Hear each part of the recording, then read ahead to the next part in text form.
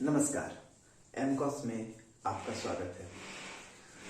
पिछली कक्षाओं में हमने पढ़ा था प्राकृत संख्या, पूर्ण संख्या, पूर्णांक संख्या, सम और विषम के बारे में, और जिसमें कि हमने देखा था कि सम 2 अक्षर है और विषम में 3 अक्षर है, और इससे हमने अंतर ज्ञात किया था सम और विषम को पहचानने का। सम में क्या है, 2 अक्षर है तो 2, 4, 6, 8 इत्यादि। इवन में भी 4 लेटर होता है, EVEN, और ऑड में 3 लेटर होता है। ये हमने पिछले सेशन में हमने देखा था। अब इस सेशन में अब हम लोग आज चलते हैं भाज्य संख्या, अभाज्य संख्या से हम लोग प्रारंभ करते हैं। भाज्य संख्या क्या है? ऐसी संख्या जिसके 2 से ज्यादा अपवर्तक होते हैं। ठीक है, भाज्य संख्या ऐसी संख्या जिसके 2 से ज्यादा अपवर्तक होते हैं। जैसे 4 क्या है? इसके 1, 2 और 4 ये तीनों से कटेगा। अपवर्तक का क्या मतलब कि वो किन किन संख्याओं से कट रहा है, ये है ना। तो 4 के 3 अपवर्तक हो गए। 6 के 1, 2, 3 और 6, इसके कितने अपवर्तक? 4 अपवर्तक। तो ये भी एक क्या है? भाज्य संख्या है। ठीक है, लेकिन 5 1 से कटेगा और 5 से ही कटेगा, यानी ये स्वयं से कट रहा है और 1 से कट रहा है। तो इसलिए इसके कितने अपवर्तक? इसके 2 अपवर्तक। 2 अपवर्तक हो गया, इसलिए ये क्या हो गया? अभाज्य संख्या हो गया। क्या हो गया? अभाज्य। अच्छा, ये क्या हो गया? इसमें 2 से ज्यादा अपवर्तक, 2 से ज्यादा, हमने उस दिन ज्यादा का भी बताया था कि 2 से ज्यादा अपवर्तक। इस तरह से हम लोग इसको डिनोट भी कर सकते हैं। ये ज्यादा का साइन हो गया, 2 से ज्यादा अपवर्तक। तो ज्यादा अपवर्तक यानी 2 से ज्यादा अपवर्तक है ये, इसलिए ये क्या हो गया? भाज्य संख्या हो गया। और ये क्या हो गया? ये हमारा अभाज्य संख्या हो गया। अच्छा, अभाज्य संख्या हम लोग क्या कहते हैं? प्राइम नंबर कहते हैं। प्राइम। और इसको भाज्य को क्या कहते हैं हम लोग? कंपाउंड नंबर कहते हैं। अच्छा, कंपाउंड नंबर का हिंदी और भी होता है, यौगिक होता है। यौगिक या संयुक्त हम लोग, इसलिए भाज्य संख्या को यौगिक संख्या या संयुक्त संख्या भी कहते हैं। और अभाज्य संख्या को हम लोग क्या कहते हैं? रूढ़ संख्या कहते हैं। रूढ़ संख्या, ठीक है, या असंयुक्त संख्या। असंयुक्त संख्या, ये चीज ध्यान रखेंगे। अब प्रश्न आता है एक कि ये हमने देख लिया। अब एक प्रश्न आता है, भाज्य और अभाज्य में हमने जान लिया कि क्या है, 2 अपवर्तक कम से कम होने चाहिए। कम से कम क्या, 2 ही अपवर्तक होंगे तो वो अभाज्य होगा, और 2 से ज्यादा अपवर्तक होंगे तो वो भाज्य होगा। अब प्रश्न उठता है कि एक भाज्य है या अभाज्य है? क्या है एक? इसका कितना अपवर्तक है? इसका 1 ही अपवर्तक है। ये सिर्फ 1 से कट रहा है, स्वयं में भी 1 ही है और 1 से भी कट रहा है। तो कितने अपवर्तक? 1 अपवर्तक। तो ये क्या होगा? ना तो भाज्य होगा, ना भाज्य है, और न ही अभाज्य। ये क्या है? सिर्फ विषम संख्या है। ठीक है, इसको हम लोग ध्यान रखेंगे। एक के बारे में हमने जान लिया, क्या है ये। कभी भी अगर भाज्य अभाज्य लिखने के लिए, अगर अभाज्य संख्या लिखने के लिए आएगा तो हम कहां से स्टार्ट करेंगे? 2 से स्टार्ट करेंगे, 2 से प्रारंभ करेंगे। ठीक है। अच्छा, प्रश्न आएगा कि 1 से 100 तक के बीच कुल कितनी अभाज्य संख्याएं हैं? तो बताइए। तो 1 से 100 तक के बीच लगभग नहीं मतलब 25 अभाज्य संख्या है। ठीक है। इसके बाद हम लोग अभाज्य संख्या के बाद चलते हैं। प्रश्न हमारा क्या था? 1 से 100 के बीच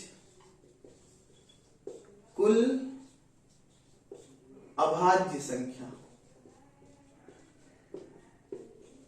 सीधा है, एक बस 25, ये याद रखना है। ठीक है। अब हम लोग चलते हैं जुड़वां अभाज्य। क्या होता है जुड़वां अभाज्य? जुड़वां यानी ट्विंस। ठीक है, ट्विन प्राइम नंबर। तो ट्विन प्राइम नंबर वो होता है जिसके बीच का अंतर, ऐसे दो अभाज्य संख्याएं जिनके बीच का अंतर 2 हो। तो ऑब्वियसली ये हमेशा जब भी होगा तो लगातार अभाज्य संख्या ही होगा। ऐसे ट्विन, पहले हम लोग देख लेते हैं, ट्विन प्राइम नंबर यानी जुड़वां या यमज अभाज्य संख्या। ठीक है। तो कहता है कि ऐसे दो अभाज्य संख्या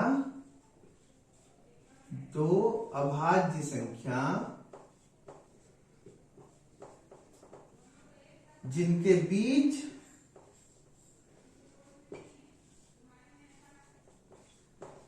का अंतर यानी डिफरेंस क्या होगा? 2 होगा। तो ये तभी संभव है जब वो लगातार होगा, जैसे 3 और 5। 3 और 5 क्या है? इसके बीच का अंतर कितना है? 2 है ना? तो ये एक यमज प्राइम नंबर हो गया, यानी ट्विन प्राइम नंबर हो गया।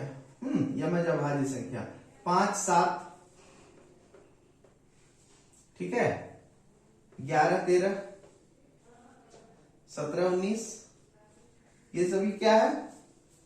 यमज प्राइम नंबर है। अब हम लोग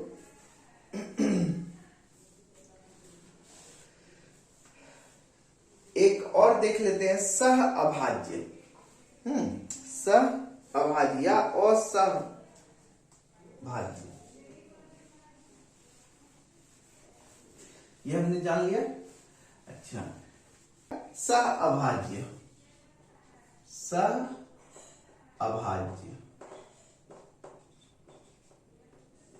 या असहभाज्य या असहभाज्य, ये क्या है? इसमें ऐसा जिन दो प्राकृत संख्याओं का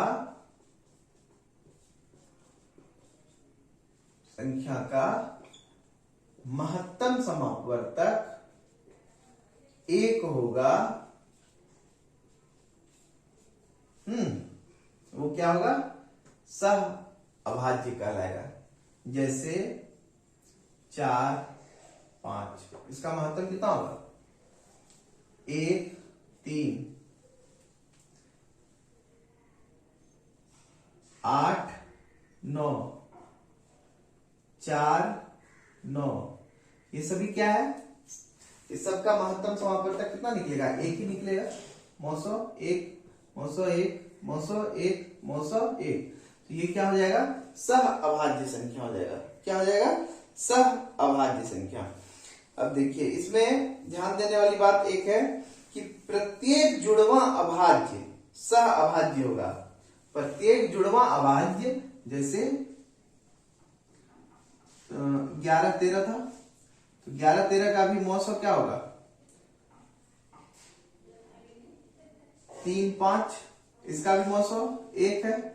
5, 7, इसका भी मौसम 1 है। तो प्रत्येक जुड़वां ट्विन प्राइम नंबर जो है वो क्या होगा? सह अभाज्य होगा।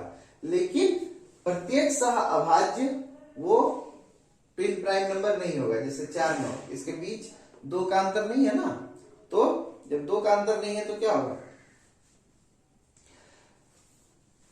अच्छा,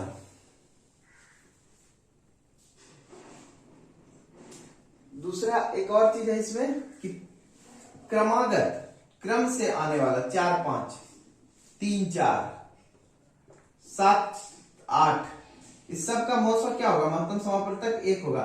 तो क्रमागत, दो क्रमागत प्राकृत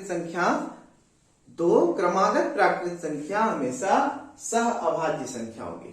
ठीक है, एक फैक्ट हमने ये भी जाना, यानी हमने 2 फैक्ट्स जान लिया है। ठीक है, अब हम लोग चलते हैं तीसरा, संपूर्ण संख्या की तरफ। क्या होता है संपूर्ण संख्या? संपूर्ण संख्या हम लोग इसको क्या कहते हैं? Complete number.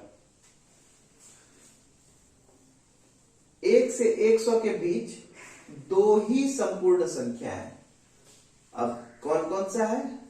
तो एक तो है 28, दूसरा आपको खोजना है। अभी हम बताते हैं कि क्या है संपूर्ण संख्या। संपूर्ण संख्या वो है, संपूर्ण संख्या वो है जिसके अपवर्तक का योग 2 गुना हो जाए। जिसके अपवर्तक का योग 2 गुना हो जाए। जैसे 6, अच्छा दूसरा मैंने बता ही दिया, 6, तो 6 का अपवर्तक क्या क्या है? 1 2 3 6। इसका योग देख लेते हैं कितना है। 1 जोड़ 2 3 6, 2 1 3 3 6 6 12। तो ये क्या हुआ? अपवर्तकों का योग इसका 2 गुना है।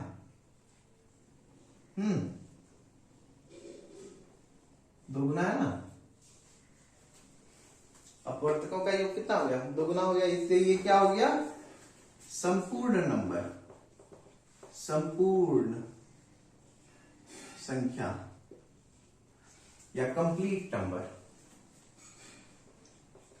दूसरा हमारा क्या है? 28। 28 में क्या होता है देख लेते हैं। 1 2,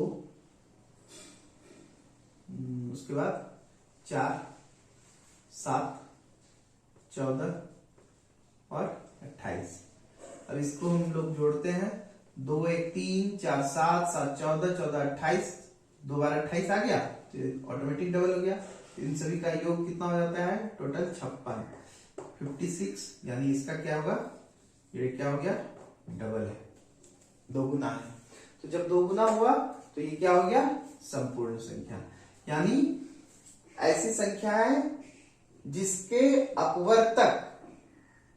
अपवर्तकों का योग सभी अपवर्तकों का योग संख्या का 2 गुना होगा, वो क्या होगा? संपूर्ण संख्या होगा। और 1 से 100 के बीच ये सिर्फ 2 ही है। कौन कौन सा है? 6 और 28। ध्यान रखेंगे इस बात को।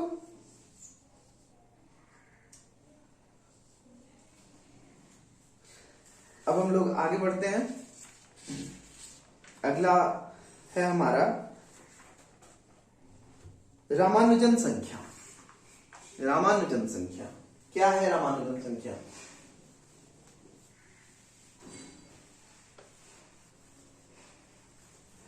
अच्छा, आप लोगों को जो हम पढ़ा रहे हैं, मतलब ये समझा रहे हैं, सिखा रहे हैं या बता रहे हैं, ठीक है, आप इसे जिस भी शब्दों में लेना चाहें, तो अगर आपको अच्छा लगे तो जरूर सब्सक्राइब करें और लाइक भी करें और कमेंट भी करें, ताकि हमें आगे वीडियो बनाने में मतलब प्रोत्साहन मिलता रहे। ठीक है, ये जो संयोगी विलोम है, क्या है ये? संयोगी विलोम ऐसी दो संख्याएं जिसका अंतर 0 होगा, सॉरी, ऐसी दो संख्याएं जिसका योग 0 होगा। ऐसी दो संख्याएं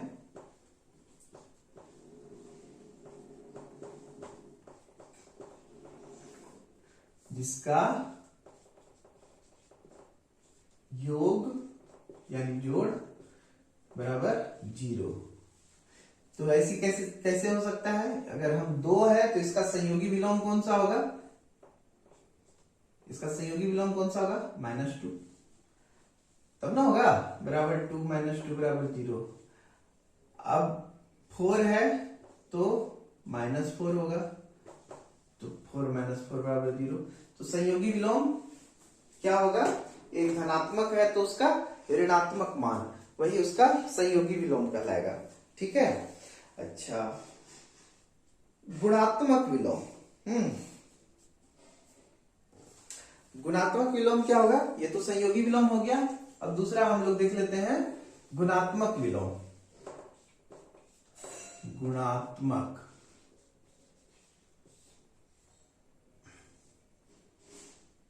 गुणात्मक विलोम क्या है? ऐसी दो संख्याएं जिसका गुणनफल 1 होगा। ऐसी दो संख्या जिसका गुणनफल 1। तो ऐसा कैसे हो सकता है? 2 का गुणात्मक विलोम क्या होगा? 2 गुना 1/2, है ना। 3 का 3 गुना 1/3, तब ना होगा। 3 3 कट गया तो बचा क्या? 1। 2 2 कट गया तो बचा क्या? 1। ठीक है। तो संयोगी विलोम और गुणात्मक विलोम भी हमने देख लिया। अब हम लोग चलते हैं परिमेय संख्या। अब हम लोग चलते हैं परिमेय संख्या की तरफ। परिमेय संख्या क्या है? परिमेय संख्या, परिमेय संख्या सिंपल भिन्न, जिसको हम लोग कहते हैं भिन्न, है ना। क्या होता है भिन्न? भिन्न अंश बटा हर। भिन्न क्या होता है? अंश बटा हर। क्या होता है भिन्न? मान लेते हैं एक ये है वस्तु है, इसका हम लोगों ने विभाजित कर दिया 4 भाग में। तो एक भाग मान लेते हैं ये है, ये क्या हो गया? ये इसका टुकड़ा हो गया, इसलिए इसको हम लोग अंश कहते हैं। ये क्या है? अंश है, अंश है। और हर मतलब हर, टोटल, हर मतलब टोटल, तो ये कितना हो जाएगा? हर मतलब कंप्लीट, हाँ कंप्लीट 4 हो गया। अंश क्या हो गया? 1 हो गया, तो ये 1/4 भिन्न हो गया। यही है। ठीक है। अंश और हर समझ गए ना। अंश क्या है? एक पार्ट हो गया, टुकड़ा हो गया, हाँ पार्ट, और ये कंप्लीट। ठीक है। हर, एवरी। ठीक है, बात समझ गए। ये छोटे से चीज से अंश और हर क्या है। तो परिमेय संख्या में क्या कहता है कि ये p/q के फॉर्म में हो, जहां q कभी भी 0 नहीं हो, मतलब नीचे हर जो है वो कभी 0 नहीं हो। ठीक है। ये परिमेय संख्या का परिभाषा है। परिमेय संख्या का क्या परिभाषा है कि p/q के फॉर्म में हो और जहां की q कभी भी 0 नहीं हो। अब देख लेते हैं 0 क्यों नहीं हो। 0 इसलिए नहीं हो क्योंकि अगर हम 0 से किसी भी संख्या में भाग देते हैं तो भाग देना असंभव है। 0 से हम अगर 1 में भी भाग देते हैं तो हम यहां पे मान लेते हैं 9 ले लेते हैं, तभी 0 ही आता है और एक शेष बच ही जाता है। फिर 9 लेंगे तो फिर सेम कंडीशन। तो इसलिए इसमें भाग देना असंभव है। तो किसी भी संख्या में 0 से भाग देते हैं तो उसका हम लोग इन्फिनिटिव ले लेते हैं। इस दिन मैंने बताया था ये सोया हुआ 8 ही इन्फिनिटिव कहलाता है। ठीक है। तो परिमेय संख्या के बारे में हमने जान लिया। अब सभी प्राकृत संख्या जो है वो परिमेय संख्या है। सभी प्राकृत संख्या एक के नीचे एक छुपा हुआ है, 2 के नीचे एक छुपा हुआ है, क्योंकि 1 से अगर 2 में भाग देंगे तो आंसर क्या आएगा? 2 ही आएगा।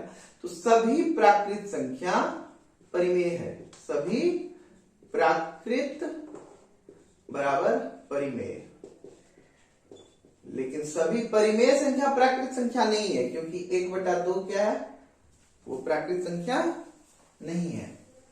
ठीक है। दूसरा, प्रत्येक पूर्ण संख्या भी परिमेय संख्या है और प्रत्येक पूर्णांक संख्या भी परिमेय संख्या है। 0/1 ये तो बराबर 0 होगा ना, तो ये भी पूर्ण संख्या हो गया। पूर्णांक संख्या भी परिमेय संख्या है। ठीक है, -4/1 ये हो सकता है ना, ये संभव है, तो इसका आंसर -4 होगा। तो ये भी एक परिमेय संख्या है। ठीक है। अच्छा, एक और चीज हम लोग देख लेते हैं कि क्या 0 परिमेय संख्या है। ऑब्वियसली है, क्योंकि अभी हमने बताया आपको कि 0/0 ये क्या है, परिमेय संख्या है। अब कोई कहेगा कि √4 क्या एक परिमेय संख्या है, तो √4 है, क्योंकि इसका मान हो जाता है 2 और 2 मतलब का 2/1 बराबर 2, तो ये क्या हो गया आपका एक परिमेय संख्या है ना। तो इस तरह से हम लोगों ने परिमेय संख्या के बारे में जाना। आइए अब हम देखते हैं एक अगली संख्या जिसे हम लोग कहते हैं रामानुजन संख्या। ठीक है, रामानुजन संख्या, इसे हम लोग हार्डी रामानुजन भी कहते हैं। हार्डी रामानुजन।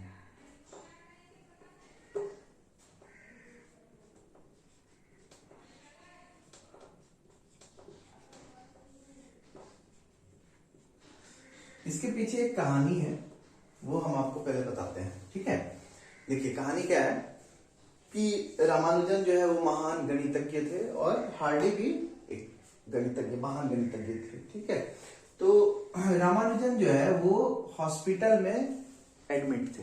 कहाँ थे? हॉस्पिटल में। तो हार्डी जो है उनसे मिलने के लिए पहुंचे एक टैक्सी से। ठीक है, किससे पहुंचे? एक टैक्सी से पहुंचे, कैब। इसका नंबर क्या था? 1729। क्या था? 1729। तो जब हार्डी पहुंचे रामानुजन के पास, तो कहते हैं भाई हम आज जो आए एक टैक्सी से, उसका नंबर था 1729, 1729। मुझे कुछ अलग सा लगा, कुछ समझ नहीं आया कि क्या है। तब रामानुजन कहते हैं कि ये जो 1729 है, ये एक सबसे छोटी संख्या, ऐसी सबसे छोटी संख्या है, ये ऐसी सबसे छोटी संख्या है जिसका हम लोग 2 तरीके से घनों का योग निकाल सकते हैं। जैसे क्या क्या हो सकता है? एक हो सकता है 10 का क्यूब प्लस 9 का क्यूब, 1000 प्लस 729। और दूसरा क्या हो सकता है? 12 का क्यूब प्लस 1 का क्यूब, यानी 1728 प्लस 1। तो ये एक मैजिक संख्या है, सबसे छोटी संख्या है जिसका कि हम लोग घनों में 2 तरीके से इसको हम लोग तोड़ सकते हैं। ठीक है, तो इसलिए इसका नाम हम लोग इसको मतलब मैजिक संख्या भी कहते हैं। मैजिक नंबर या मैजिक संख्या, मैजिक नंबर। और दूसरा हम लोग इसको, हम लोग नहीं बल्कि ये जो घटना हुई थी, टैक्सी से जो आए थे और उसके बाद इस नंबर को आगे बढ़ाया गया, तो इसको हम लोग टैक्सी कैब संख्या के नाम से भी जानते हैं। ठीक है, तो एक चीज ध्यान रखेंगे कि रामानुजन संख्या के साथ साथ पूछा जा सकता है कि टैक्सी कैब संख्या कौन सा है, या मैजिक नंबर क्या है, सबसे छोटी जादुई संख्या या सबसे छोटा मैजिक नंबर। तो ये हमारा हो जाएगा 1729। ध्यान रखेंगे इस चीज को, ठीक। अब आइए, अब हम लोग चलते हैं आगे। चलिए आइए अब हम लोग आगे देखते हैं स्थानीय मान। स्थानीय मान क्या है? और स्थानीय मान और दूसरा होता है अंकित मान, ठीक है। अंकित मान या जातीय मान, अंकित मान या जातीय मान।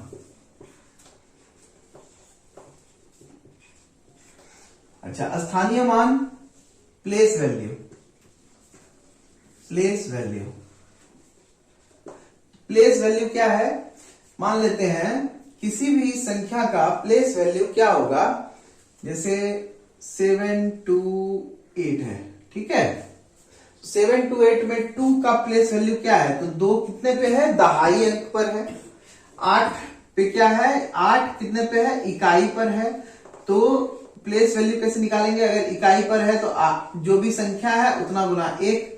जो दहाई पर है, अगर दहाई पर है तो उतना गुना 10।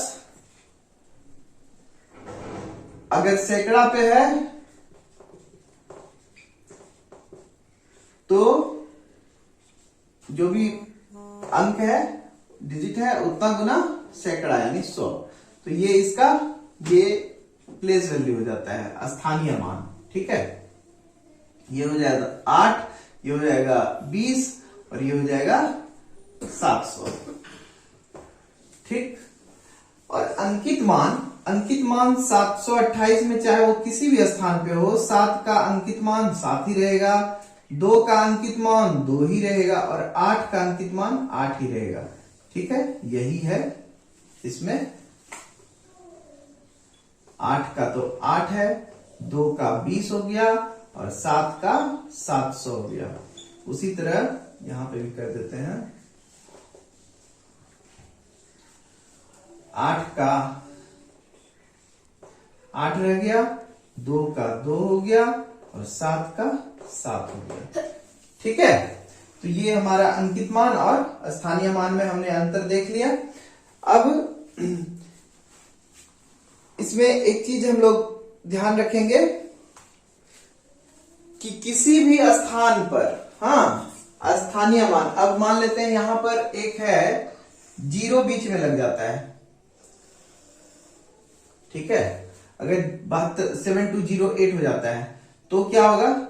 ये तो बदल जाएगा, लेकिन 0 का जो है स्थानीय मान क्या होगा? वो 0 ही रहेगा, क्योंकि वैसे भी 0 गुना 10 क्या होता है? 0 ही रहता है। तो 0 संख्या में कहीं पर भी लगा रहेगा, उसका स्थानीय मान हमेशा 0 ही होगा।